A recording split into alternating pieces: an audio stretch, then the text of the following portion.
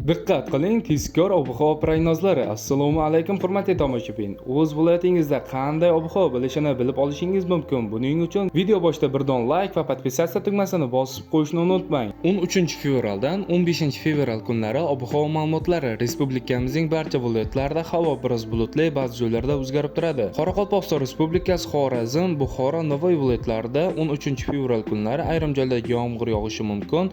14-15-fevral kunlari esa yog'ingarchiliklar kutilmaydi, ayrim joylarda tuman tushib turadi. Respublikamizning qolgan hududlarida, ya'ni Toshkent, Samarqand, Jizzax, Sirdaryo, Qashqadaryo hamda Surxondaryo viloyatlarida ham havo biroz bulutli. 13-fevral kunlari ayrim joylarda yomg'ir yog'ishi, yomg'ir qorga aylanishi mumkin. 14-15-fevral kunlari esa yog'ingarchiliklar kutilmaydi, tuman tushib turadi. G'arbiy shamol yo'nalishini o'zgartirib, sharqdan sekundiga 7-12 metr tezlikda esadi. Respublikamizning vodiy hududlarida, ya'ni Andijon, Farg'ona, Namangan viloyatlarida ham havo biroz bulutli. 13-14-fevral kunlari ba'zi joylarda yomg'ir yog'ishi, yomg'ir qorga aylanishi mumkin.